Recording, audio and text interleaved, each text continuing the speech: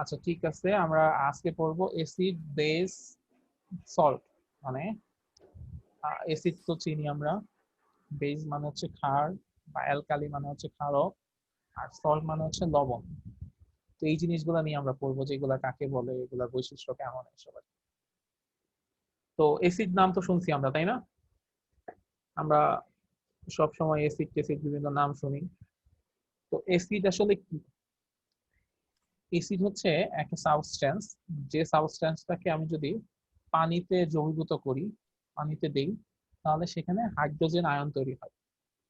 তো অ্যাসিড হচ্ছে সেই টাইপের একটা সাবস্টেন্স, যেটাকে আমি পানিতে দিলে সেখানে হাইড্রোজেন আয়ন তৈরি হয়। হাইড্রোজেন আয়ন তৈরি হয়, এটাকে অনেক সময় প্রোটনও বলা হয়।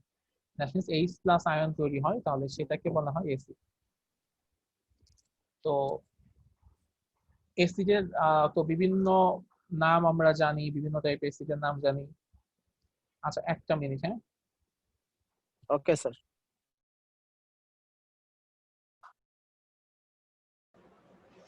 আচ্ছা, তো বিভিন্ন টাইপের অ্যাসিড আমরা আসলে জানি, হ্যাঁ। তো এখানে একটা অ্যাসিডের উদাহরণ দেওয়া আছে, সেটা কি HCl। তো এটা হচ্ছে হাইড্রোক্লোরিক অ্যাসিড, একটা অ্যাসিড। এই অ্যাসিডটাকে আমরা যদি পানিতে দ্রবীভূত করি, তাহলে যে জিনিসটা হয়, যে এখানে একটা এইচ প্লাস একটা আয়ন তৈরি হয়, আর Cl মাইনাস একটা আয়ন তৈরি হয়। তো যেসব সাবস্টেন্সের ক্ষেত্রে এরকম এইচ প্লাস আয়ন তৈরি হয়, সেই সব সাবস্টেন্সকে আমরা নর্মালি অ্যাসিড বলি। তো এখানে বলা হয় যে যখন একটা অ্যাসিড বা একটা আয়নিক কম্পাউন্ডকে পানির মধ্যে দ্রবীভূত করা হয়, তখন ওই আয়নগুলো হচ্ছে হয়ে যায়, স্প্লিট হয়ে যায়, আলাদা হয়ে যায়। ঠিক আছে? তো এই এই প্রক্রিয়াটাকে ডিসোসিয়েশন বলা হয়। তো এই ডিসোসিয়েশন প্রক্রিয়ার মাধ্যমে যদি আমরা হাইড্রোজেন আয়ন পাই, তাহলে সেটাকে আমরা বলি অ্যাসিড। তো কিছু কিছু অ্যাসিড আছে এরকম, সেগুলো হচ্ছে এইরকম যে, যেমন এখানে একটা তীর চিহ্ন দেখানো হয়েছে, আবার কিছু কিছু আছে এখানে দুইটা তীর চিহ্ন দেখানো হয়। তো একটা তীর চিহ্ন যদি কখনো দেখায়, এর মানে হচ্ছে এইটা জলীয় দ্রবণে সম্পূর্ণরূপে হয়ে যায়, মানে এই ডিসোসিয়েট হয়ে যায়। এটাকে বলা হয় জলীয় দ্রবণে কি হওয়া, এটাকে বলে বিয়োজিত হওয়া। ঠিক আছে, মানে জলীয় দ্রবণে সম্পূর্ণরূপে বিয়োজিত হয়েছে। তো সেক্ষেত্রে আমরা এরকম একটা একটা তীর চিহ্ন ইউজ করি। যেমন হাইড্রোক্লোরিক অ্যাসিড, এটা একটা শক্তিশালী অ্যাসিড, যে অ্যাসিডটা জলীয় দ্রবণে এভাবে সম্পূর্ণরূপে বিয়োজিত হয়।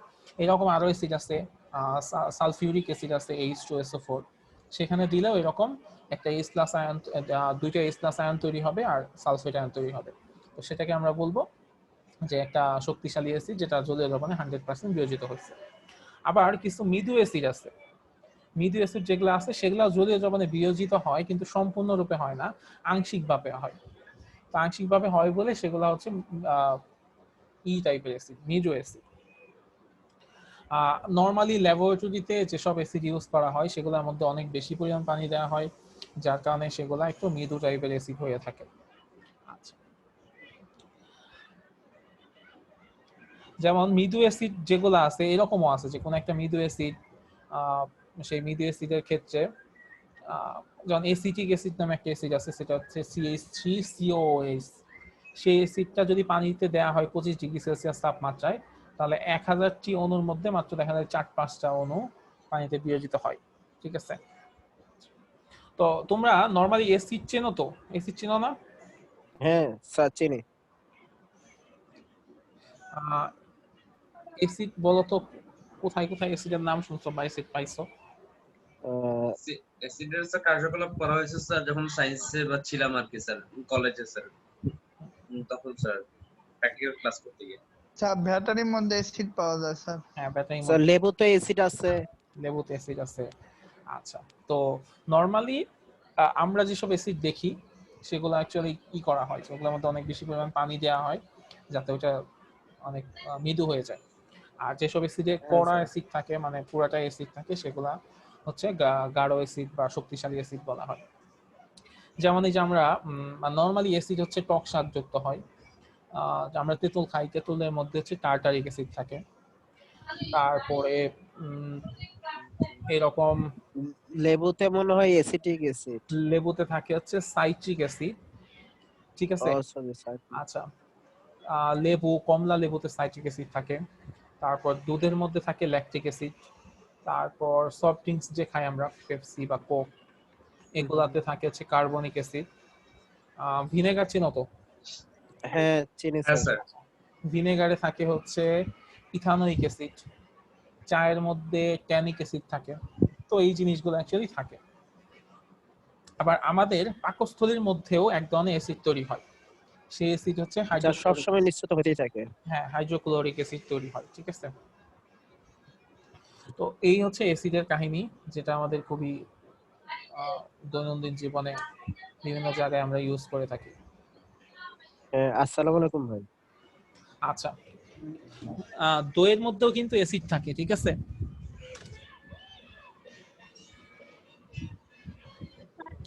দইয়ের মধ্যে lemon juice, orange juice, vinegar, এইসবের মধ্যে হচ্ছে অ্যাসিড থাকে।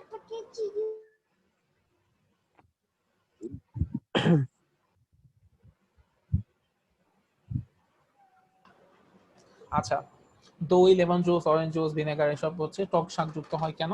কারণ এদের মধ্যে আসলে অ্যাসিড থাকে, ঠিক আছে। আচ্ছা, তো অ্যাসিড শব্দটা অ্যাকচুয়ালি আসছে ল্যাটিন শব্দ একরি থেকে, যেটা মানে হচ্ছে সাওয়ার, মানে টক। আচ্ছা, তো তো নরমালি আমরা আসলে এটা বলতে পারি যে যেসব অ্যাসিড কোন একটা জিনিসের মধ্যে থাকে, মানে নরমাল কোন একটা সাবস্টেন্সের মধ্যে যদি থাকে, তো ওগুলা ন্যাচারালি অ্যাসিড হয়ে যায় আর কি।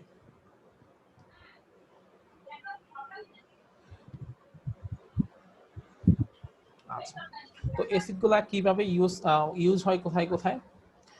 ইন্ডাস্ট্রিতে অনেক বেশি পরিমাণ ইউজ হয়। তারপরে আমাদের দৈনন্দিন বিভিন্ন প্রোডাক্ট তৈরি করতে অ্যাসিড অনেক বেশি ইউজ হয়। একটু আগে বলতেছিলাম যে অ্যাসিড হচ্ছে আমাদের পাকস্থলীতে দেয়াল থেকে সবসময় তৈরি হয় হাইড্রোক্লোরিক অ্যাসিড, এবং এটা খুবই শক্তিশালী একটা অ্যাসিড। এবং এটা কেন ওইখানে থাকে, কারণ হচ্ছে আমাদের খাদ্য আমরা যেগুলো খাই এগুলো যাতে ভেঙে ফেলা যায়, সেজন্য হচ্ছে এটা ওখান থেকে উৎপন্ন হয়। তো অনেক সময় যেটা হয় যে এই অ্যাসিড অনেক বেশি পরিমাণ নিঃসৃত হয়, এবং বেশি পরিমাণ হইলে তখন ওটা যেটা করে, পাকস্থলীর যে কোষগুলো আছে সেই কোষগুলোকে ভাঙতে শুরু করে। তো এটা একটা ব্যাপার হয়। আরেকটা ব্যাপার কি, যে তোমরা অনেক সময় যেটা করো যে সকালবেলা খাওয়া দাওয়া করো না, তাই না? সকালবেলা না খেয়ে, স্যার আমি খাওয়া দাওয়া স্যার। করি স্যার। আচ্ছা, অনেকে করো না আর কি, আমি নিজেও একসময় করতাম না। সকালবেলা খাওয়া দাওয়া না করে দেখা যায় ভার্সিটিতে চলে আসো, তারপরে এই সিঙ্গারা টিঙ্গারা এটা সেটা খাইয়া দুপুর পর্যন্ত থাকো। তো এইসব করলে যে সমস্যাটা হয়, ধরো তোমার শরীরের মধ্যে যেটা আছে, তোমার শরীরের মধ্যে বা তোমার পাকস্থলীর মধ্যে যে অ্যাসিডটা তৈরি হওয়ার কথা, সেই অ্যাসিডটা কিন্তু তৈরি হবে। তো তুমি সকালবেলা খাও আর না খাও, অ্যাসিডটা কিন্তু তৈরি হবে। তো ওইটা তৈরি হবে কেন? তোমার সকালবেলা যে খাবারটা সেটা ডাইজেস্ট করার জন্য ওইটা তৈরি হবে। কিন্তু তুমি তো খাও নাই সকালবেলা, তাহলে ওই অ্যাসিডটা কি হবে? ওই অ্যাসিডটা যেটা হবে, সে হচ্ছে তোমার পাকস্থলীর দেয়ালের মধ্যে ও ক্ষত তৈরি করবে। এবং এই প্রক্রিয়া যদি দিনের পর দিন চলতে থাকে, একটা সময় যেটা হবে যে তোমার পেটে ব্যথা শুরু হয়ে যাবে, তোমার পেটের মধ্যে আলসার বলতে যেটা হয় পেপটিক আলসার, তো এরকম পেপটিক আলসার টাইপের তৈরি হয়ে যাবে। আর একটা জিনিস হয় যে যদি এরকম হয় যে মানে অ্যাসিডের পরিমাণ পেটে অনেক বেড়ে যায়, তখন যে অ্যাসিডিটির মতো ব্যাপার তৈরি হয়ে যায়, ঠিক আছে। সো সকালবেলা খাওয়া দাওয়া করতে হবে ঠিক মতো। আচ্ছা, তো হাইড্রোক্লোরিক অ্যাসিডে আরো বিভিন্ন আছে, উপকারিতা আছে, যেমন এটা কোন একটা মেটাল থেকে মরিচা দূর করতে এটা ইউজ করা হয়। সালফিউরিক অ্যাসিড এটা ফার্টিলাইজার, সার হিসেবে ইউজ হয়, পেইন্ট হিসেবে ইউজ হয়, প্লাস্টিক্স হিসেবে ইউজ হয়। নাইট্রিক অ্যাসিড এটা ফটোগ্রাফিক ফিল্মে ইউজ হয়, ছবি ই করার জন্য, কি বলে, ছবি যে প্রিন্ট করে না, আগে যেরকম করতো ওরকম ছবি প্রিন্ট করতে তৈরি হয়। এক্সপ্লোসিভ বা বোমা তৈরি করতে তৈরি হয়, ডাই রং তৈরি করতে নাইট্রিক অ্যাসিড লাগে। তো এরকম বিভিন্ন টাইপের অ্যাসিড আছে, যেসব অ্যাসিডে বিভিন্ন টাইপের ধর্ম আছে, যে ধর্মের মাধ্যমে হচ্ছে সেই অ্যাসিড আমাদের বিভিন্ন কাজে লাগে। এবং অ্যাসিড আবার অনেক সময় অপকারেও লাগে, এরকম অনেক সময় আছে। আচ্ছা, এখানে আরেকটা জিনিস, যে অ্যাসিড আমরা আসলে চিনবো কিভাবে, এটা আমাদের একটু জানা দরকার, যে অ্যাসিড চিনবো কিভাবে। তো অ্যাসিড নরমালি লঘু অ্যাসিড গুলা টক্সাক যুক্ত হয় যে, এবং আমরা দেখছি এই লঘু অ্যাসিড যুক্ত খাবার যেগুলো আছে সেগুলো টক টাইপের হয়। কিন্তু ল্যাবরেটরিতে কোনো অ্যাসিডের স্বাদ অবশ্যই কি করা যাবে না, মুখে টুকে নেওয়া যাবে না, কারণ অবস্থা খারাপ হয়ে যাবে। ঠিক আছে, যেগুলা শক্তিশালী অ্যাসিড সেগুলা তো মানে যে অ্যাসিড মারা যে ব্যাপারগুলা বলে, তো অ্যাসিড মুখে মারলে বা শরীরে কোথাও লাগলে কি অবস্থা হয় তোমরা ছবি টবি টিভি বা নিউজ পেপারে তো দেখছো।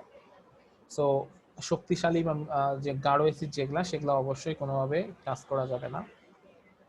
কিন্তু নর্মালি ন্যাচারাল যেসব অ্যাসিড থাকে সেগুলো তো টক শাক যুক্ত হয়, এটা আমরা জানি।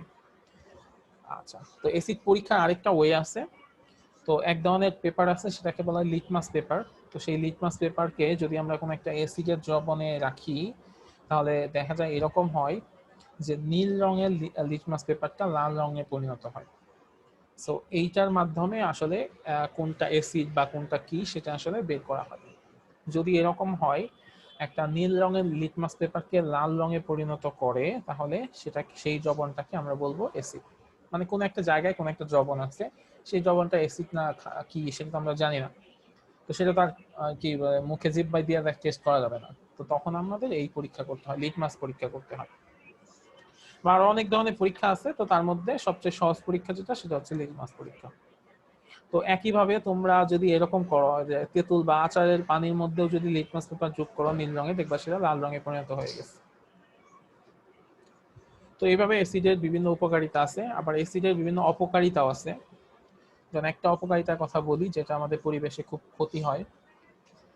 তোমরা ডার্ক সিরিজটা কেউ দেখছো? না স্যার। আচ্ছা, কদিন আগে একটা সিরিজ, জার্মান একটা সিরিজ খুব নাম করছে, ঠিক আছে, ডার্ক। তো সেই সিরিজে এক জায়গায় দেখায় যে ওই জায়গাতে হচ্ছে অ্যাসিড বৃষ্টি হচ্ছে। অ্যাসিড বৃষ্টির নাম শুনছো? জি স্যার। অ্যাসিড বৃষ্টি কি বলতো? আহ, স্যার এটা আর কি আহ, মানে কোন কোন অঞ্চলে হয় জানি, মানে যেখানে আপনার কার্বন ডাই অক্সাইড বলতে আপনার ওই মানে টায়ার বা বিভিন্ন মানে ব্যাটারি জাতীয় জিনিস পোড়ানো হয়, বা ওই অঞ্চলগুলোতে আর কি আপনার এসিড বৃষ্টি হয়। আচ্ছা, হ্যাঁ, তুমি কিছুটা বলতে পারছো। মানে ব্যাপারটা যেটা হয় যে ধরো ইন্ডাস্ট্রি বা বিভিন্ন জায়গাতে কি হয়, অনেক অনেক পরিমাণ কার্বন ডাইঅক্সাইড গ্যাস থাকে। আবার কার্বন ডাইঅক্সাইড গ্যাস তো আমরা নিজেরাও করি, নিঃশ্বাসের সাথে বের করে দিই, সেটা একটা জিনিস। তারপরে বায়ুতে উপস্থিত নাইট্রোজেন আর অক্সিজেন অনেক সময় বিক্রিয়া করে। যখন বজ্রপাত হয় তখন অনেক বেশি টেম্পারেচার উৎপন্ন হয়, তখন এই নাইট্রোজেন আর অক্সিজেন বিক্রিয়া করে নাইট্রিক অক্সাইড তৈরি করে। তো তারপরে এই নাইট্রিক অক্সাইড বাতাসের অক্সিজেনের সাথে আবার বিক্রিয়া করে নাইট্রোজেন ডাই অক্সাইড তৈরি করে। তো আবার আমাদের বিভিন্ন ইন্ডাস্ট্রি থেকে বা বিভিন্ন জায়গা থেকে sulphur die oxide, nitrogen die oxide, এই টাইপের বিভিন্ন আহ, তৈরি কি বলে বিভিন্ন গ্যাস উৎপন্ন হয়। তো এগুলা বাতাস ইসের সাথে বিক্রিয়া করে, পানির সাথে বিক্রিয়া করে। যখন বৃষ্টি হয় তখন পানির সাথে বিক্রিয়া করে এরা হচ্ছে বিভিন্ন ধরনের কার্বনিক অ্যাসিড উৎপন্ন করে। ঠিক আছে, এই কার্বনিক অ্যাসিডটা খুবই ডেঞ্জারাস। ঠিক আছে, এই কার্বনিক অ্যাসিডটা তারপর কি করবে, সে হচ্ছে যখন বৃষ্টি হবে বৃষ্টির পানির সাথে অ্যাকচুয়ালি যে সালফার ডাইঅক্সাইড আর নাইট্রোজেন ডাইঅক্সাইড বা নাইট্রিক অক্সাইড এগুলা বিক্রিয়া করে কার্বনিক অ্যাসিড উৎপন্ন করে, বা এই যেরকম সালফার ডাইঅক্সাইড উৎপন্ন করে। তো আমরা আগেই বলতেছিলাম যে এই সালফার ডাইঅক্সাইড বা হাইড্রোক্লোরিক অ্যাসিড বা কার্বনিক অ্যাসিড এগুলো হচ্ছে খুবই শক্তিশালী অ্যাসিড। তো এই শক্তিশালী অ্যাসিডগুলো তখন বৃষ্টির সাথে পৃথিবীতে নেমে আসে। তো বৃষ্টির সাথে যদি পৃথিবীতে নেমে আসে তখন অবস্থা কি হবে? বৃষ্টিতে গাছগাছালি উপরে পড়বে, তো গাছের সমস্যা হয়। তারপর অনেক সময় পুকুরে পানিতে পড়লে মাছ মরে যায়। গরু বাছুর বাইরে থাকে, ওদের সমস্যা হয়, বিল্ডিং এর সমস্যা হয়। ইভেন বলা হয় যে হচ্ছে যেটা আছে দিল্লি আগ্রাতে যে তাজমহল আছে, সেই তাজমহলের সৌন্দর্যের অনেকাংশ নষ্ট হয়েছে এই শুধুমাত্র হচ্ছে অ্যাসিড বৃষ্টির কারণে। ঠিক আছে, সো নর্মালি যেটা হয় যে যদি এমন হয় যে আমরা একটু পরে পড়বো যে পিএইচ বলতে একটা ব্যাপার আছে, তো সেই পিএইচ এর মান যদি 4 এর নিচে 4 বা 4 এর নিচে নেমে যায় তখন অ্যাকচুয়ালি এরকম এই অ্যাসিড বৃষ্টি হয়, বা সেই বৃষ্টিকে আমরা অ্যাসিড বৃষ্টি বলি। এবং সেই বৃষ্টির কারণে ইভেন মানুষের উপরেও যদি সেই বৃষ্টি পড়ে মানুষের অনেক ক্ষতি হইতে পারে। ঠিক আছে, এবং আমাদের প্রতিনিয়ত চারপাশে যত যত গার্মেন্টস আছে, ইন্ডাস্ট্রি আছে, তারপরে ইট ভাটা আছে, এইসব জায়গা থেকে যেসব আহ, বিষাক্ত গ্যাস উৎপন্ন হয়, এইসব গ্যাসের কারণেই কিন্তু এই ব্যাপারগুলো হচ্ছে। ইভেন বিদ্যুৎ কেন্দ্র থেকে, কয়লা বিদ্যুৎ কেন্দ্র, এসব জায়গা থেকেও হচ্ছে অনেক বিষাক্ত গ্যাস বের হয়, যেগুলো অ্যাকচুয়ালি অ্যাসিড বৃষ্টির জন্য দায়ী।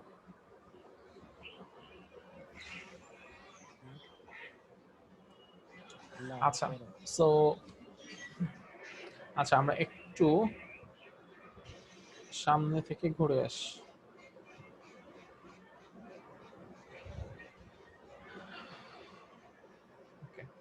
আচ্ছা, এখন হচ্ছে আমরা জানবো বেস কি। বেস হচ্ছে ক্ষার। আচ্ছা, ক্ষার কি? ক্ষার হচ্ছে মেটালের অক্সাইড বা হাইড্রোক্সাইড।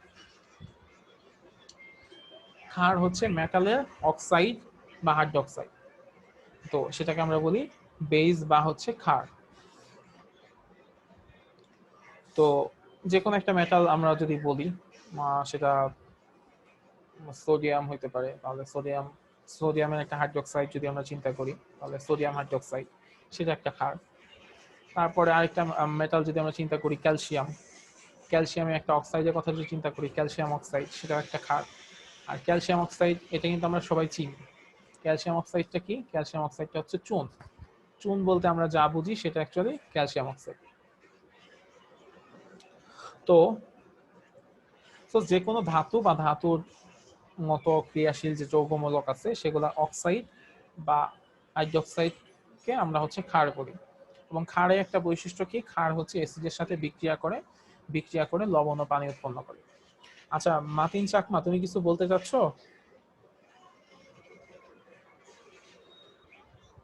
Hello sir. হ্যাঁ, তুমি কিছু বলতে চাচ্ছ? না স্যার। না, যে হ্যান্ড রেজ করছো তো আমি তাই স্যার ভাবলাম। এটা ভুলে দি পাইছি কি অবস্থা আচ্ছা,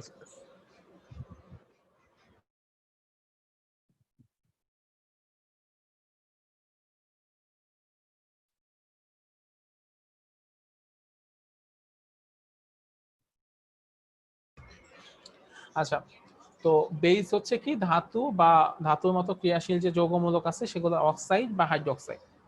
ওকে, তো এগুলার বৈশিষ্ট্য কি? এগুলা হচ্ছে অ্যাসিডের সাথে বিক্রিয়া করে লবণ ও পানি উৎপন্ন করে। ওকে, তো অ্যাসিড বেস বিক্রিয়া করলে লবণ ও পানি উৎপন্ন হয়, বা একইভাবে অ্যাসিড ও মেটাল অক্সাইড বা হাইড্রোক্সাইড বিক্রিয়া করলেও লবণ ও পানি উৎপন্ন হয়।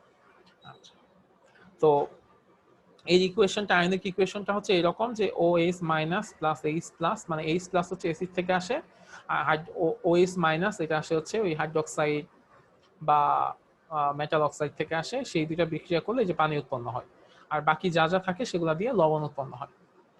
সো আমরা এখন যেটা পড়তেছি সেটা হচ্ছে বেস বা ক্ষার। সেটা কি? সেটা হচ্ছে যে কোনো ধাতুর অক্সাইড বা হাইড্রোক্সাইড যেটা অ্যাসিডের সাথে বিক্রিয়া করলে লবণ ও পানি উৎপন্ন করে।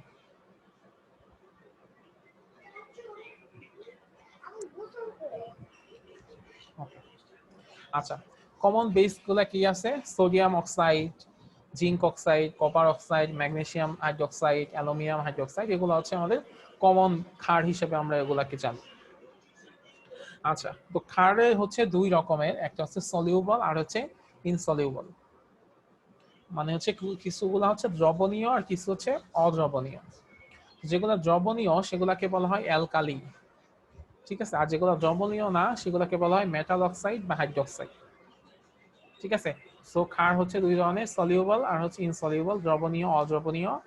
দ্রবণীয় গুলাকে আমরা বলি অ্যালকালি, আর অদ্রবণীয় গুলাকে আমরা বলি মেটাল অক্সাইড বা হাইড্রোক্সাইড। তো অ্যালকালির একটা নাম হচ্ছে কি?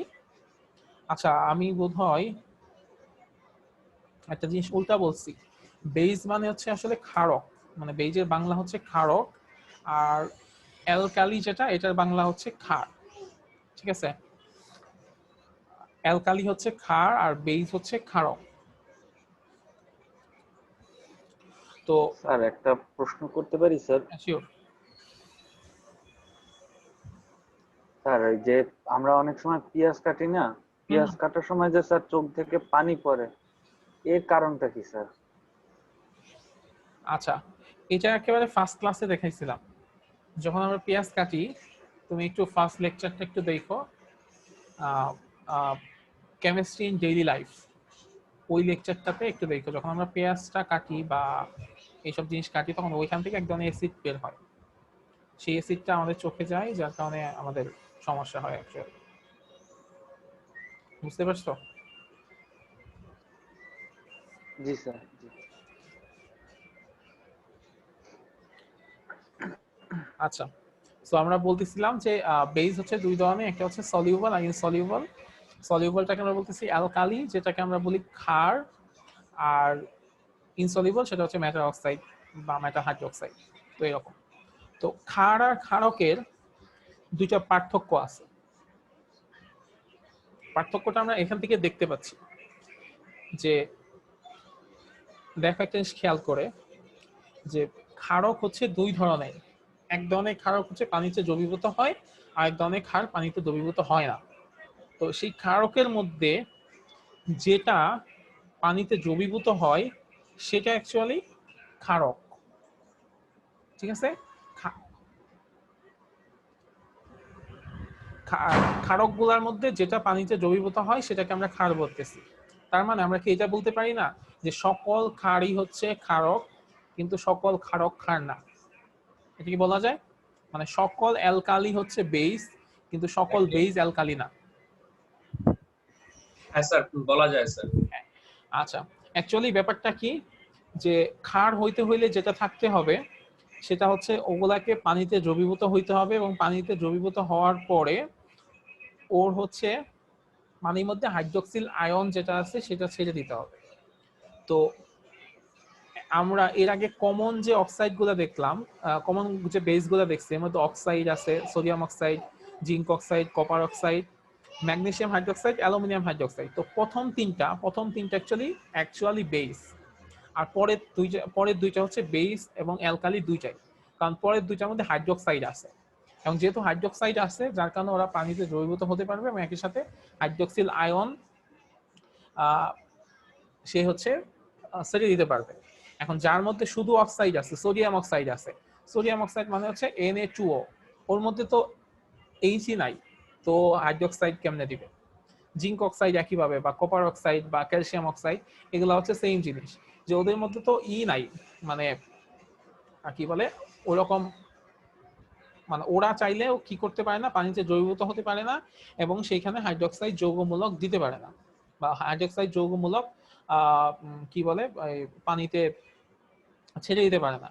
তো যার কারণে এগুলাকে আমরা বলি হচ্ছে নরমাল, যারা ছাড়তে পারে না তাদেরকে নরমালি বলি হচ্ছে ক্ষারক, আর যারা ছাড়তে পারে এবং পানিতে দ্রবীভূত হয় তাদেরকে বলি আমরা ক্ষার বা অ্যালকালি। আচ্ছা, so alkali is a base that is soluble in water, যেগুলো হচ্ছে পানিতে দ্রবীভূত হতে পারে সেগুলোকে আমরা বলি অ্যালকালি। তো এগুলা কিছু এক্সাম্পল আমরা যদি বলি, sodium hydroxide, potassium hydroxide, calcium hydroxide, barium hydroxide বা অ্যাকোয়াস অ্যামোনিয়া, সেটাও হচ্ছে অ্যালকালি। আচ্ছা, অ্যালকালি বৈশিষ্ট্যগুলো কেমন হয়? এগুলা হচ্ছে একটু বিটার টেস্ট টাইপের হয় বা সোপি ফিল টাইপের হবে। ঠিক আছে? আচ্ছা, মানে আমরা যে সাবান ইউজ করি, এই সাবান কিন্তু এক ধরনের হচ্ছে অ্যালকালি। ঠিক আছে? অ্যালকালি টাইপের বা বেস টাইপের। আর এগুলা টেস্টটা কেমন হবে? টেস্টটা তিতার মতো, তিতা টাইপের হবে। ঠিক আছে? তিতা টাইপের যদি হয় সেগুলোকে আমরা বলি অ্যালকালি। আচ্ছা, এবং অ্যালকালি কি করে? লাল লিটমাস পেপারকে নীল করে। অ্যাসিডের ক্ষেত্রে কি ছিল? অ্যাসিডের ক্ষেত্রে ছিল নীল লিটমাস পেপারকে লাল করে, আর অ্যালকালি করে থাকে উল্টাটা, লাল লিটমাস পেপারকে নীল করে। আচ্ছা, আর পিএইচ এরটা আমরা একটু পরে পড়বো, পিএইচ এরটা কেমন। আচ্ছা, অ্যালকালির কেমিক্যাল প্রপার্টিসটা কেমন? অ্যালকালির কেমিক্যাল প্রপার্টিস হচ্ছে এরকম যে সব ধরনের অ্যালকালি সেগুলো হচ্ছে হাইড্রোক্সাইড আয়ন তৈরি করবে যখন আমরা পানিতে দ্রবীভূত করব। সো জিনিসটা কেমন হয় যে আমরা এরকম এক্সাম্পল দিই একটা, যে সোডিয়াম হাইড্রোক্সাইড এটা এক ধরনের অ্যালকালি, এটাকে যদি আমি পানিতে দেই তাহলে সেটা পানিতে দ্রবীভূত হবে এবং কি উৎপন্ন করবে, একটা সোডিয়াম আয়ন উৎপন্ন করবে আর একটা হাইড্রোক্সাইড আয়ন উৎপন্ন করবে। ঠিক আছে, সো সোডিয়াম হাইড্রোক্সাইডকে যেহেতু পানিতে দেওয়ার পরে সে সোডিয়াম আয়ন এবং হাইড্রোক্সাইড আয়ন তৈরি করছে, যেহেতু হাইড্রোক্সাইড আয়ন তৈরি করতেছে সেহেতু এটাকে আমরা বলবো হচ্ছে এটা হচ্ছে একটা অ্যালকালি। ওকে, তো আমরা এখন একটু পিএইচ বলতেছিলাম, পিএইচটা আসলে কি? পিএইচটা হচ্ছে এক ধরনের একটা স্কেল টাইপের বলতে পারো। তো কোন একটা দ্রবণ সেটা অ্যাসিডিক না, অ্যাসিডিক মানে হচ্ছে অম্লীয় কিনা, বেসিক মানে ক্ষারীয় কিনা, নাকি সেটা নিউট্রাল, এই জিনিসটা বোঝা যায় যে যে স্কেলের মাধ্যমে, সেটাকে আমরা বলি পিএইচ। আচ্ছা, পিএইচ অ্যাকচুয়ালি কি? পিএইচ মানে হচ্ছে যে সেইখানে হাইড্রোজেন আয়নের ঋণাত্মক মানে হাইড্রোজেন আয়নের কি ঘনমাত্রা ঋণাত্মক লগারিদম, সেটাকে অ্যাকচুয়ালি পিএইচ বলা হয়। তো এত ডিটেইল আসলে তোমাদের জানা লাগবে না যে পিএইচটা কিভাবে বের করে বা সামথিং কিছু একটা। তো জাস্ট এটা জানলেই হবে যে পিএইচ হচ্ছে একটা স্কেলের মতো, যে স্কেল দ্বারা আমরা আসলে বুঝতে পাই, পিএইচ ওই টাইপের কোন একটা মিটার দ্বারা আমরা বুঝতে পারি যে কোন একটা দ্রবণ অ্যাসিড কিনা বা কোন একটা দ্রবণ ক্ষারীয় কিনা বা কোন একটা দ্রবণ নিরপেক্ষ কিনা, এটা আমরা বুঝতে পারি হচ্ছে এই ইসের মাধ্যমে, এই পিএইচ মাধ্যমে বা পিএইচ স্কেলের মাধ্যমে। আচ্ছা, তো ধরো নরমাল একটা অ্যাসিডিক দ্রবণের মধ্যে আমরা যদি লাল লিটমাস পেপার দিই, সেটা কি হয়ে যায়? নীল লিটমাস পেপার দিলে সেটা লাল হয়ে যায়, তাহলে সেখান থেকে আমরা বুঝতে পারি যে এটা অ্যাসিড। আচ্ছা, আবার কোন একটা দ্রবণের মধ্যে আমরা যদি লাল লিটমাস পেপার দিই এবং সেটা যদি নীল হয়ে যায়, তাহলে সেখান থেকে আমরা বুঝতে পারি সেটা হচ্ছে ক্ষারীয়। ঠিক আছে, আচ্ছা, কিন্তু এখন তোমাদের কোশ্চেন হইতে পারে যে স্যার আমি যদি অ্যাসিডিক দ্রবণে লাল লিটমাস পেপার দেই তাহলে কি হবে? কি হবে বলো তো? কোন একটা অম্লীয় দ্রবণে আমি যদি লাল লিটমাস পেপার দেই তাহলে সেটা রং কি হবে? এক্ষেত্রে স্যার পরিবর্তন হবে না স্যার। পরিবর্তন হবে না, কারণ সেটা লালই থাকবে। আচ্ছা, আবার একইভাবে কোন একটা ক্ষারীয় দ্রবণে যদি আমরা নীল লিটমাস পেপার দিই তাহলে সেটারও কোনো পরিবর্তন হবে না, ওইটাই থাকবে। আচ্ছা, এখন নরমাল যে কোনো একটা সলিউশনে, বেসিক সলিউশন, সেখানে যদি আমি একটা ইউনিভার্সাল পিএইচ পেপার দেই তখন অ্যাকচুয়ালি কি হবে? আচ্ছা, তখন অ্যাকচুয়ালি এরকম বিভিন্ন কালার উৎপন্ন হবে, যে কালার দেখে আমরা আসলে বুঝতে পারবো যে ওখানকার পিএইচ কত। তো এটা একটা ওয়ে হতে পারে, বা নরমাল পিএইচ মিটার আছে এখন অনেক, সেই সব পিএইচ মিটারে পিএইচ এর মান দেখে আমরা বুঝতে পারি যে কোনটা পিএইচ কত। তো পিএইচ জিনিসটা নরমালি অ্যাসিডের ক্ষেত্রে যেটা হয়, আচ্ছা নরমাল নিউট্রাল বলি, নিউট্রাল যেটা, নিউট্রাল মানে হচ্ছে 7, 7 হচ্ছে নিউট্রাল ভ্যালু। এই পিএইচ এর ভ্যালু হচ্ছে 0 থেকে 14 পর্যন্ত হয়। পিএইচ এর ভ্যালু হয় 0 থেকে 14 পর্যন্ত। এর মধ্যে 7 নাম্বার যেটা, সেটা হচ্ছে নিরপেক্ষ। পিএইচ স্কেলে 7 থেকে 7 নাম্বারটা হচ্ছে নিরপেক্ষ, আর 0 থেকে 6 পর্যন্ত সেগুলো হচ্ছে অ্যাসিড। যার মান যত কম হবে সেটা তত শক্তিশালী অ্যাসিড। ঠিক আছে, যেটার মান যত কম সেটা তত শক্তিশালী অ্যাসিড। আর 0 থেকে 7 যদি কোন একটা দ্রবণের পিএইচ এর মাত্রা থাকে তাহলে বুঝতে পারবো যে সেটা হচ্ছে অ্যাসিড। আর 8 থেকে 14 পর্যন্ত যদি হয় তাহলে সেটা বুঝতে পারবো সেটা হচ্ছে ক্ষার। তার মানে 0 থেকে 7 এর পর্যন্ত সেটা হচ্ছে অ্যাসিড, আর 7 থেকে 14 পর্যন্ত সেটা হচ্ছে ক্ষার। আর মাঝখানে 7 যেটা, 7টা হচ্ছে নিরপেক্ষ। আমরা যে পানি খাই, পানির পিএইচ মোটামুটি 7, যার কারণে সেটা আমাদের খাবার পানি হিসেবে ব্যবহার করা যায়। তুমি যদি এখন সমুদ্রের পানি খাইতে চাও তখন তার পিএইচ হবে 7-এর উপরে, এই জন্য সেটা ওই যে আমাদের তিতা তিতা লাগে। আবার তুমি যদি অ্যাসিড খাইতে চাও, অ্যাসিড তো খাওয়া যাবে না, কেউ যদি অ্যাসিড মুখে দেয় সেগুলো পিএইচ হচ্ছে অনেক কম, যার কারণে সেখানে মানে সেটা অ্যাসিডিক টাইপের হয়। তারপরে আমাদের রক্তের পিএইচ হচ্ছে, রক্তটা একটু ক্ষারীয় টাইপের, রক্তের পিএইচ হচ্ছে 7 থেকে 8 বা 8.5 এইরকম। ঠিক আছে, তো এই পিএইচ জিনিসটা আসলে খুবই ইম্পর্টেন্ট ক্ষেত্রে, বিভিন্ন ক্ষেত্রে এই পিএইচ জিনিসটা খুব কাজে দেয়। এখন অনেক ডিজিটাল পিএইচ মিটার আছে, যেসব পিএইচ মিটার দিয়ে এইসব বানানো হয়। অনেক সময় দেখবা যে তোমাদের বাসায় এরকম কখনো দেখছো যে কোন একটা গাছের মধ্যে সার দেওয়ার ফলে গাছটা মরে গেছে, হয় না অনেক সময়? তারপর দেখবা যে তোমাদের জি স্যার, হয় স্যার, আমার বাসার ছাদের উপরে স্যার এই সমস্যাটা হয় প্রায় সময়। তারপর দেখবা অনেক সময় এরকম হয় যে তোমার একটা ফ্রেন্ডের বাসায় একটা গাছ খুব সুন্দর হয়েছে, তুমি সেই গাছটা তোমার বাসায় নিয়ে আসছো, তোমার বাসায় হচ্ছে না। বা তোমার বাসায় একটা গাছ খুব ভালো হয়েছে, সেই গাছটা তোমার ফ্রেন্ড নিয়ে গেছে, সেই ফ্রেন্ডের বাসায় হচ্ছে না। তো এইসব কেন হয়? এইসব হয় যে মাটির পিএইচ এর কারণে। মাটির পিএইচ এর যদি পরিবর্তন হয়ে যায়, তখন অ্যাকচুয়ালি হবে না, মানে গাছ ঠিক মতো ভাবে মানে বড় হবে না বা জন্মাবে না। তো যখন এইরকম হয় যে ধরো কোনো জায়গায় মাটির পিএইচ হচ্ছে বেশি হয়ে গেছে, মানে পিএইচটা বেশি মানে হচ্ছে সেখানে ধরো পিএইচটা ক্ষারীয় টাইপের হয়ে গেছে, মানে পিএইচ স্কেলে এটার মান বেশি হয়ে গেছে। তখন অ্যাকচুয়ালি কি করতে হবে? তখন সেটা এমন করতে হবে যে পিএইচটা কমানোর ব্যবস্থা করতে হবে। সেই পিএইচটা কমানোর ব্যবস্থা কিভাবে করা যায়? আচ্ছা, পিএইচ কমানোর ব্যবস্থা যদি করতে চাও, তখন তোমরা চাইলে সেখানে কিছু জিনিস দিতে পারো, যেমন অ্যামোনিয়াম সালফেট বা অ্যামোনিয়াম ফসফেট, এই টাইপের সার যদি ব্যবহার করো, তাহলে সেখানে দেখা যাবে যে মাটির পিএইচ কমে যাবে।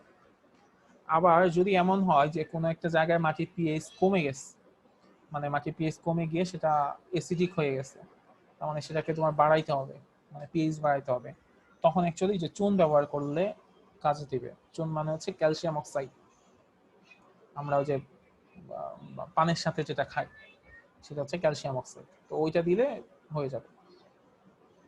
নর্মালি আমি একটু আগে বলতেছিলাম রক্তের পিএইচ হচ্ছে এরকম 7 থেকে 8 এর মতো। তারপরে মানুষের ত্বকের যে পিএইচ আছে, স্কিনের পিএইচ হচ্ছে এরকম অ্যারাউন্ড 4.8 থেকে 5.5 এরকম। আমাদের পাকস্থলীর পিএইচ, পাকস্থলীতে কি বলছিলাম, পাকস্থলীতে কোন অ্যাসিড থাকে?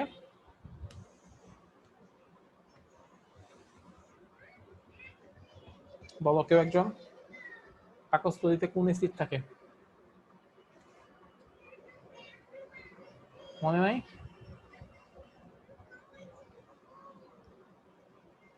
ঠিক আছে স্যার।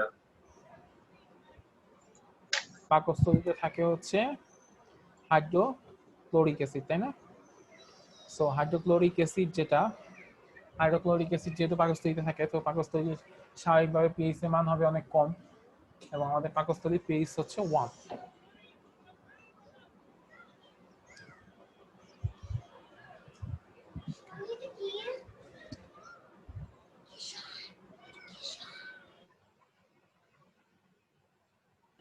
আচ্ছা, তোমরা কি বুঝতে পারতেছো ব্যাপারগুলা, না জি কঠিন স্যার, লাগতেছে? বোঝা যাচ্ছে স্যার। ইরানি, বলো তো কোন একটা দ্রবণের পিএইচ 11 হইলে সেটা কেমন হবে?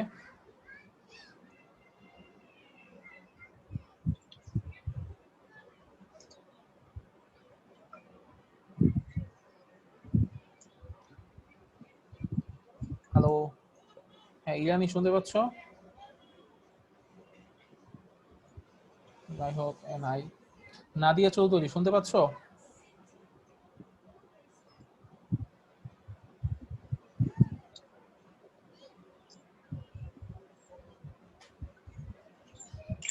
জি স্যার। আচ্ছা, কোন একটা দ্রবণের পিএইচ যদি 11 হয়, তাহলে সেটা কোন ধরনের, অম্লীয় না ক্ষারীয়?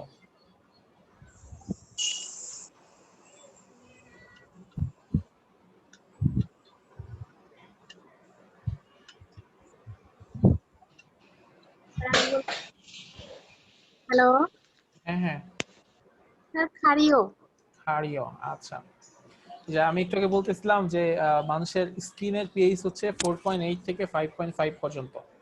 তার মানে তোমরা যখন হচ্ছে কসমেটিক্স কিনতে চাও, তখন অবশ্যই কসমেটিক্স এর দেখে নিবা যে সেটার পিএইচ কত। দেখবা আজকের পর থেকে কসমেটিক্স এর পিছনে দেখবা যে পিএইচ এর মান দেয়া আছে ওই কৌটার মধ্যে বা হচ্ছে প্যাকেটটার মধ্যে।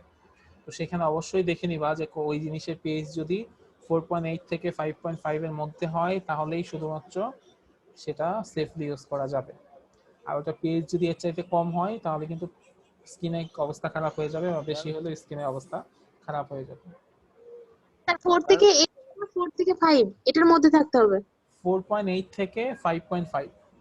5.5 ওকে স্যার স্যার। স্যার মেয়েরা তো স্যার এইসব জিনিস দিয়ে তো স্কিনটারে মানে খারাপ বানায় ফেলে। হয়তো জন্মগত ফর্সা, যেহেতু জন্মগত ফর্সা হলো পরবর্তীতে ওরা ফ্যাকাশে হয়ে যায়। ব্যাপার যেটা হয় যে এগুলা না জানার কারণে অনেক সময় হয়, ঠিক আছে, এটাও কিন্তু হয়। তো এই কারণে যেটা মানে মানে লোকাল মার্কেটের কোনো কসমেটিক্স এই জন্য ইউজ করা উচিত না, কারণ ওখানে কোয়ালিটি কন্ট্রোল হয় না। কোন একটা জিনিস বানায় সেটার পেজ কত বা এইসব কত সেগুলো তারা চেক করে না। তো চেক যদি না করে তখন তো আসলে সমস্যা হবে। তো অনেকের এইগুলা থেকে ক্যান্সারও হয়, স্কিন হ্যাঁ, অনেক ক্যান্সার। কিছুই হতে পারে। মানে বাংলাদেশে তো প্রচুর মানে এখানে সেখানে ইউনিলিভারের কোম্পানি ফ্যাক্টরি পাওয়া যায়, ঠিক আছে, মানে বিভিন্ন কিছু হয়। আমি কিছুদিন আগে একটা শ্যাম্পু কিনছি, তো শ্যাম্পু দেওয়ার পরে আমি বুঝতে পারি যে এই শ্যাম্পু আসলে কোনো কাজের না, মানে এই শ্যাম্পুতে কিচ্ছু হচ্ছে না, এইটাই। কিছুই হচ্ছে না ওটা দিয়ে, ঠিক আছে। তারপরে আমি যে এই ইনস্ট্যান্টলি গিয়ে পরে দোকান থেকে যে প্যাকেট শ্যাম্পু থাকে না 2 টাকা 3 টাকা করে, হ্যাঁ হ্যাঁ, এগুলো তো আছে ভালো রিয়েল আছে। ম্যানের, পরে ওগুলা নিয়ে এসে আমি মাথায় দিয়ে দেখলাম, তো আমি বুঝতেছি না ওইটা কিছুই হচ্ছে না, কিন্তু এটা তাও কাজ হচ্ছে। তো মানে বাংলাদেশে এখন এই এই বস্তিতে ওই বস্তিতে দেখবা ইউনিলিভারের শ্যাম্পুর ফ্যাক্টরি আছে, লোশনের ফ্যাক্টরি আছে, বিভিন্ন জায়গায় আছে, ঠিক আছে। তো এইসব জিনিসপত্র আসলে ইউজ করা উচিত নয় যে এইসব কারণে, কারণ ওরা কোনো পেস্ট কোনো কিছু তো করতে পারে না, কি দিয়ে কি করে তার কোনো ঠিক নাই। তারপরে এই দেখবা যে অনেক সময় জুস খাও, এটা খাও সেটা খাও, একেবারে অরিজিনাল ফ্লেভার, কিন্তু ভেতরে আসলে কিচ্ছু নাই। তাহলে ওই স্যার স্যার কিভাবে? স্যার স্যার মিষ্টি বাংলাদেশে লাভ কোনো দিয়ে জুস খাই না ম্যাঙ্গো জুস স্যার। বানায় দেয়, মিষ্টি লাভ দিয়ে স্যার ম্যাঙ্গো বাংলাদেশে জুস। কোনো জুস খাই না স্যার, বাইরে একটা কোম্পানির জুস আসছে স্যার, ওইটা একমাত্র স্যার খাওয়ার সাহস হয় স্যার, না, বাকিগুলো আসলে স্যার ভয় খাওয়া পাই। উচিত না, ঠিক আছে, কারণ ওরা ওরা আসলে সিম্পলি যেটা করে কি ওই অ্যাসিডটা দিয়ে দেয়। ধরো তোমার হ্যাঁ স্যার। তোমার একটা করতে হবে, মানে তোমার এই তেঁতুলে একটা চাটনি বানাইবে, হ্যাঁ, তেঁতুল টেতুল কিছুই দেয় না, হয়তো এটা সেটা দিয়ে তার মধ্যে একটু টার্টারিক অ্যাসিড দিয়ে দিবে, গন্ধটা এই তেঁতুলের মতো হবে, হয়ে গেল তেঁতুল, ঠিক আছে। Yes sir. তারপর ধরো কোন এক জায়গায় মানে কোন একটা খাবার বানাইতে হবে, সেখানে দুধ দিতে হবে, হয়তো দুধ না দিয়ে সেখানে একটু ল্যাকটিক অ্যাসিড দিয়ে দেয়, হয়ে গেল, ঠিক আছে। তো ধোকা দেয় স্যার, হ্যাঁ, চরম ধোকা। তো এই জন্যই যে গাছের ক্ষেত্রে এই ব্যাপারটা অনেক সময় কাজে দেয়, যে মাটি অনেক সময় পিএইচ কমে যায়, অনেক সময় পিএইচ বেড়ে যায়, তো যার কারণে কারো যদি এরকম থাকে, বা তোমাদের ফ্যামিলির কারো যদি এরকম থাকে যে বড় ফার্ম আছে বা বড় খামার আছে, আছে, কি বলে এটা বলে, উদ্যান টাইপের আছে বা মাঠ টাইপের আছে, যেখানে অনেক টাইপের সবজি, বাগান আছে আর কি। হ্যাঁ, বাগান যেটা আর কি বলে, সবজি টবজি হয়, বা তোমাদের ইসের রাজশাহী থাকলে আমের বাগান টাগান থাকতে পারে। স্যার আমের বাগান আছে আমাদের। আমি স্যার ঢাকাতে স্যার আমার বাসার ছাদে স্যার বাগান করেছি স্যার। আচ্ছা, তো তোমরা চাইলে যেটা করতে পারো, আহ, অনেক সময় যদি তোমরা একেবারে এভাবেই করার চেষ্টা করো, তাহলে সবসময় এগুলা একটু পড়াশোনা করে দেখবা যে তুমি যে গাছটা বুনতেছো সেই গাছের জন্য আসলে পিএইচ, মাটির পিএইচ কত হওয়া জরুরি, তো সেটা তুমি নেটে সার্চ দিলে পেয়ে যাবা। স্যার তারপরে বাজারে পিএইচ মিটার পাবা, তো একটা পিএইচ মিটার কিনে ফেললে, বা ওই কি বলে কৃষি অধিদপ্তর যারা আছে ওদেরকে খবর টবর দিলে ওরা অনেক সময় চেক করে দেয়। স্যার মাঝখানে তো এই যে আমাদের উপজেলা পর্যায়ে মানে কৃষি অফিসাররা এসে স্যার মাটি পরীক্ষা করে বিভিন্ন গাছ লাগাইতে ওরা সহায়তা করতো, হ্যাঁ, তো এখন আবার এটা বাদ দিয়ে দিয়েছি। তো এই জিনিসগুলা হচ্ছে তোমরা একটু খেয়াল করবা, তাইলে দেখবা যে জিনিসগুলা ভালো হচ্ছে। হ্যাঁ, মানে যে মাটি পরীক্ষা করে বলে দেয় যে এইখানে লাগাইলে ফল মিষ্টি হবে বা টক হবে, এরকম করে বলে দেয়। ঠিক আছে, বা ধরো তোমার পিএইচ কমে গেলে কিছু একটা কিছু ওই যে দিতে হয়, ক্যালসিয়াম অক্সাইড দিতে হয়, হ্যাঁ, চুন দিতে হয়, আবার পিএইচ বেড়ে গেলে কিছু দিতে হয়, এইসব আর কি। এইটাই।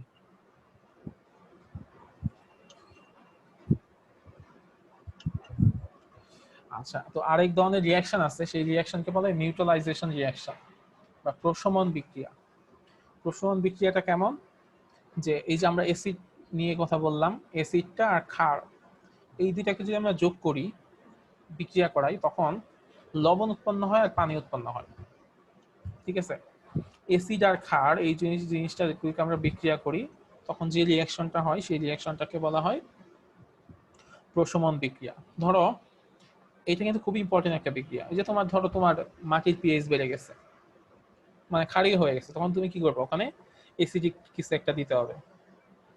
অ্যাসিডিক যদি কিছু একটা দিয়ে দাও, তাহলে কি হবে, ওটা প্রশমিত হয়ে যাবে, প্রশমিত হয়ে গিয়ে ক্ষার আর পানি উৎপন্ন হবে, মানে পানি আর লবণ উৎপন্ন হবে। লবণ পানি উৎপন্ন হলে কোনো সমস্যা নাই।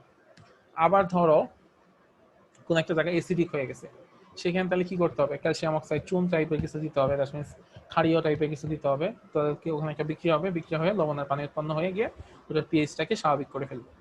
ঠিক আছে, সো এই প্রশমন বিক্রিয়া এই জন্য খুবই ইম্পর্টেন্ট। আচ্ছা, সো প্রশমন বিক্রিয়াতে কি হয়, যে অ্যাসিড আর বেস এই দুইটা বিক্রিয়া করে, বিক্রিয়া করে লবণ আর পানি উৎপন্ন করে। তো লবণ তো তোমরা চিনো, তাই না? জি স্যার, লবণ ছাড়া খাওয়া দাওয়া চলে। লবণ ছাড়া খাওয়া দাওয়া উৎপন্ন হয়। আমরা যে লবণ খাই সেই লবণের রাসায়নিক নাম কি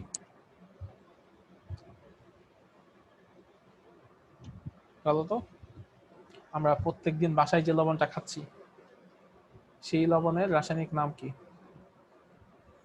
সোডিয়াম, সোডিয়াম সোডিয়াম, সোডিয়াম এনে, সোডিয়াম ক্লোরাইড। ঠিক আছে, হ্যাঁ NaCl। NaCl। ঠিক আছে, সোডিয়াম ক্লোরাইড। তো অনেক সময় দেখবা বাসায় লবণের মধ্যে পানি হয়, তাই না? হ্যাঁ স্যার। পানি হইলে আমাদের বাসার আম্মুরা বলে যে গরমের দিন লবণ গইলে পানি হয়ে গেছে, তাই বলে না? হ্যাঁ হ্যাঁ স্যার। স্যার। কিন্তু এটা খুবই একটা ভুল কথা। ঠিক আছে, আজকে থেকে জানবা এটা হচ্ছে ভুল কথা। লবণ গইলা কখনো পানি হইতে পারে না। লবণের স্ফুটনাঙ্ক হচ্ছে 801 ডিগ্রি সেলসিয়াস মোস্ট প্রবাবলি, বা সামথিং এইরকম। এটা হচ্ছে লবণের গলনাঙ্ক। আর স্ফুটনাঙ্ক গল। হচ্ছে 1500 ডিগ্রির মতো সেলসিয়াস। মানে তোমার কাছে যদি সোডিয়াম ক্লোরাইড থাকে, আসল সোডিয়াম ক্লোরাইড, অরিজিনাল মানে পিওর, সেই সোডিয়াম ক্লোরাইডকে তুমি হচ্ছে একদিনই করো, চুলায় যদি দিয়ে হচ্ছে গরম করা শুরু করো, তুমি গরম করতে থাকবা, দেখবা ওটা ওই রকমই আছে। তো তুমি যদি টেম্পারেচার কোনো কারণে 800 ডিগ্রি সেলসিয়াসে নিতে পারো, তাহলে সেই লবণ গইলা পানি হইতে পারে, মানে সেই লবণ গইলা যাইতে পারে। তারপর সেটাকে যদি আরো তাপমাত্রা দিয়ে 1500 পর্যন্ত যাইতে পারো, তাইলে সেটা বাষ্পে পরিণত হতে পারে, আদারওয়াইজ ওই লবণে কিছু হবে না। তাহলে নর্মাল আমাদের কি ওয়েদারের টেম্পারেচার থাকে কত? গরমের দিনেই কত থাকে, 32, 33 বা সর্বোচ্চ 35 থাকে। সেই টেম্পারেচারে লবণ কেন গইলে পানি হয়? যুক্তি কথা না? তার মানে ব্যাপারটা হচ্ছে এই, যে তুমি যে কোম্পানির লবণ খাচ্ছ ওদের লবণে ভেজাল আছে। ওদের ওইখানে শুধুমাত্র সোডিয়াম ক্লোরাইড নাই। এবং আরেকটা জিনিস দেখো, লবণ কিন্তু গইলা যায়, সম্পূর্ণ লবণ কিন্তু গইলা একেবারে পানি হয়ে যায় না, অল্প একটু পানি হয়, তাই না? মানে পুরো সব লবণ গইলা কি কোনো পানি একেবারে টলটলা পানি হয়ে গেছে পুরাটা? এটা কিন্তু হবে না, অল্প পরিমাণ পানি হয়েছে। তার মানে অল্প পরিমাণ পানি হওয়ার কারণ হচ্ছে ওইখানে ম্যাগনেসিয়াম ক্লোরাইড বা ক্যালসিয়াম ক্লোরাইড মিক্সড ছিল আর কি, মানে কিছু ভেজাল ছিল। ওই ভেজাল যেটা ছিল সেই ভেজালটা গইলে পানি হয়েছে, আর যেটা লবণ হিসেবে আছে ওইটুক হচ্ছে তোমার আসল লবণ।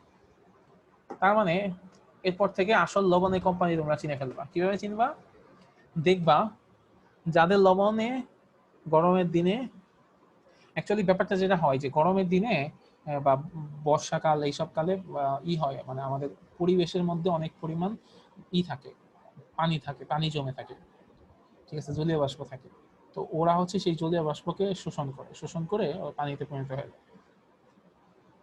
তার মানে তুমি যেটা খেয়াল করবা যে তোমাদের বাসার যে লবণ, মানে লবণ এখন থেকে বিভিন্নটা কিনবা, ফার্স্টে একটা কিনবা ফ্রেশ লবণ কিনে দেখবা যে গরমের দিনে কি হচ্ছে। যদি দেখো যে গলা যাইতেছে, তাহলে বুঝবা যে ফ্রেশ অরিজিনাল না, নকল আছে, তো ফ্রেশ বাদ দিবা। এরপরে সুপার কিনবা, সুপার কিনা দেখবা কি অবস্থা হয়। যদি দেখো সুপারও সেই অবস্থা, সুপার বাদ দিয়ে দিবা। এরপরে যদি এসিআই কিনবা, এসিআই কিনা দেখবা কি অবস্থা হয়। এসিআইতে যদি দেখো সেই অবস্থা, এসিআই বাদ দিয়ে দিবা। মানে এরকম করে চেক করে করে দেখবা যেটার মধ্যে কোনো সমস্যা হচ্ছে না, বুঝবা সেটা হচ্ছে অরিজিনাল লবণ। তো লবণের মধ্যে আরেকটা ব্যাপার থাকতে হয়, সেটা হচ্ছে আয়োডিন থাকতে হয়, ঠিক আছে? আয়োডিন যুক্ত ছাড়া লবণ খাইলে কোনো কাজে দেয় না। সে আয়োডিন টেস্ট করার মনে একটা বুদ্ধি আছে, সেটা হচ্ছে মোস্ট প্রবাবলি এরকম, আমার যতটুকু মনে আছে, আমি নট শিওর, যে লবণের মধ্যে স্যার লেবু। লেবুর রস যদি দাও তাহলে সেটা দেখবা যে একটু জি স্যার। আহ, নীল হয়, নীল বা এরকম নীল কালার। স্যার ভায়োলেট নীল টিল কালার হবে মোস্ট প্রবাবলি। জি স্যার। কিন্তু যেটা নীল না হয় সেটা স্যার আয়োডিন থাকে না। আয়োডিন থাকে না, হ্যাঁ। আচ্ছা, ইরানি কিছু বলতে যাচ্ছ? আমি ওটাই বলতে যাচ্ছিলাম, যখন তেঁতুল বা লবণ খাই তখন কিছুটা লবণ যদি থেকে যায়, তাহলে তখন দেখা যায় যে ওইখানে যদি আয়োডিন যুক্ত লবণটা হয় তাহলে ওইটা নীল হয়ে থাকে। যে সাইড, যে অংশটা থেকে আমরা তেঁতুলটা দিয়ে খেয়েছি, তেঁতুলের রসটা যে পড়ছে বা অন্য কিছুর একটা রস যে পড়ছে, তো তখন ওই টক জাতীয় রস, তখন দেখা যায় ওই লবণটা তখন নীল হয়ে আছে, তখন বুঝতে পারবো যে ওইটার মধ্যে আয়োডিন মানে আছে। হ্যাঁ হ্যাঁ, এক্স্যাক্টলি সেটাই। তো লবণ ঠিক সঠিক না কেমন সেটা বোঝার উপায় হচ্ছে এই দুইটা। এক হচ্ছে দেখবা যে লবণ সেটা কি হয়ে যাচ্ছে কিনা, পানি হচ্ছে কিনা, পানি হইলে বুঝবা সেটা অরিজিনাল না। আরেকটা হচ্ছে যে লেবুর রস দিবা, দিয়ে বুঝবা যে কি অবস্থা। আচ্ছা আহমেদ নাসিফ, তুমি কিছু বলতে চাচ্ছিলা? খাবার স্যালাইন তাহলে এটা কোন নিয়ে পড়বে? খাবার স্যালাইন তো হচ্ছে করা হয়, সেটা হচ্ছে লবণটাকে পানিতে মেশানো হয়, জি ঠিক আছে? ওখানে কিন্তু লবণ পানি হচ্ছে না, মানে নর্মালি যেটা হয় যে লবণ আমি এক জায়গায় রেখে দিলে সেখানে পানি হয়ে যায়, সেটা হচ্ছে একটা কথা। আর আমি যদি এমন করি যে পানির মধ্যে লবণ মিশাই দাও, তো সেটা মিশবেই। মানে খাবার স্যালাইনে যেটা হয় যে কি বলে, এক মুঠ হচ্ছে কি বলে, সরি, এক মুঠ গুড়ের মধ্যে কিছু কিছু পরিমাণ পানির মধ্যে এক মুঠ হচ্ছে গুড় দিতে হয়, আর সেখানে অল্প পরিমাণ লবণ দিতে হয়, সেটা অ্যাকচুয়ালি খাবার স্যালাইন।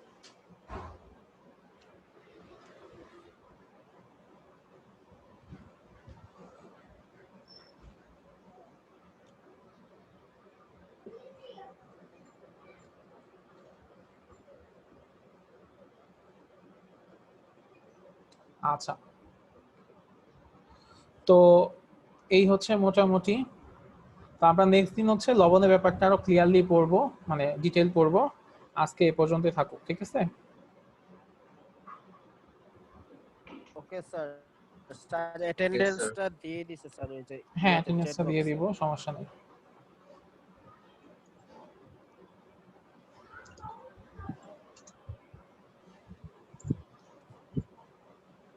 তাহলে আসি স্যার, আসসালামু আলাইকুম।